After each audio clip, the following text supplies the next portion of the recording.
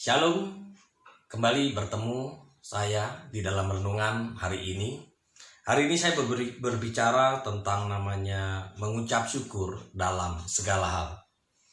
Ada sebuah lagu berkata seperti ini, saudara. Apapun yang terjadi di dalam hidupku, selalu ku berkata, Tuhan Yesus baik.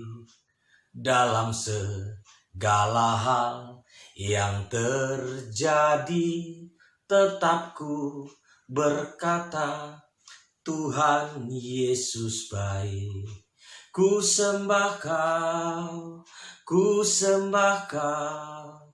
tak dapat ku membalas kasih-Mu. Ku sembah kau Bapa, ku rindu selalu menyenangkan-Mu.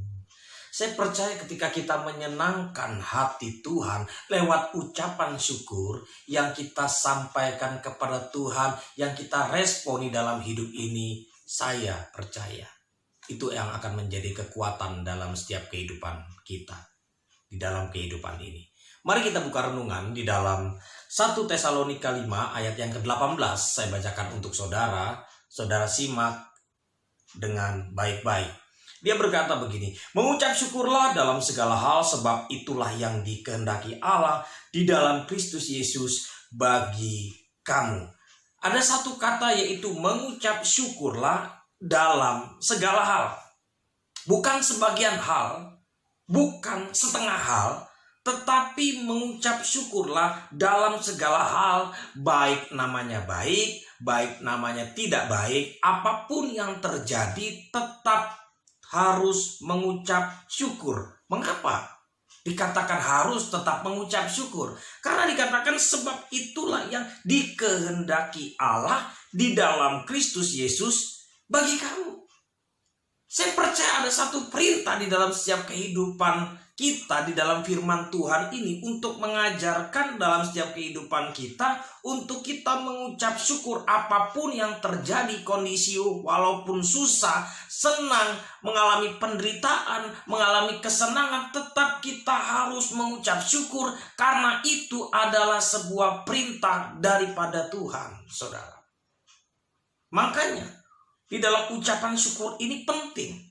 Ada 3 hal bagaimana kita bisa mendapatkan kekuatan dalam ucapan syukur.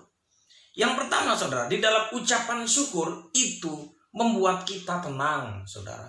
Orang yang mengucap syukur, saya percaya hatinya tenang.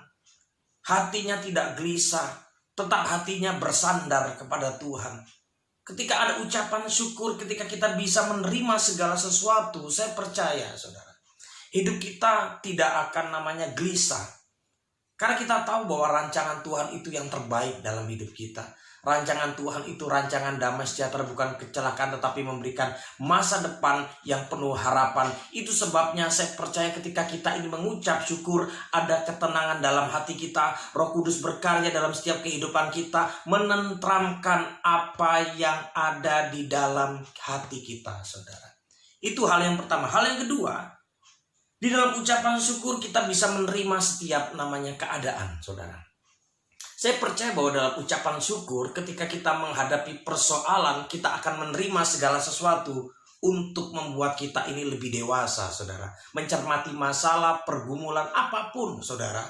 Saya percaya dalam kehidupan manusia itu seringkali tidak rela dalam hidupnya ketika menghadapi masalah, persoalan yang berat. Tetapi belajar bahwa hari ini ketika kita mengucap syukur, ada satu yang luar biasa. Kita bisa menerima keadaan itu, saudara. Karena saya percaya bahwa rancangan yang Tuhan berikan itu terbaik.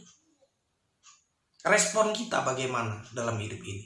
Hal yang ketiga, saudara, di dalam ucapan syukur itu akan menjadi benteng perlindungan yang kuat untuk menghadapi segala sesuatu.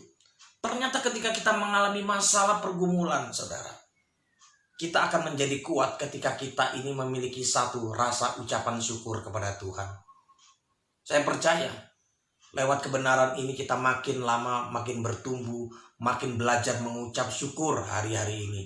Saya tahu keadaan saudara makin hari makin terasa berat, makin terasa namanya sukar hari-hari ini. Tetapi belajarlah kita ini memberikan satu hal, hidup kita kepada Tuhan lewat ucapan syukur. Karena Tuhan sudah baik kepada kita di dalam setiap kehidupan ini, saudara. Minimal, saudara, Tuhan beri kita kesehatan. Hargailah kasih karunia yang Tuhan berikan dalam hidup kita. Saya percaya lewat renungan ini kita makin lama mengasihi Tuhan. Dan biarlah mulut kita mengucap syukur dalam segala hal. Tuhan Yesus memberkati kita semua. Amin.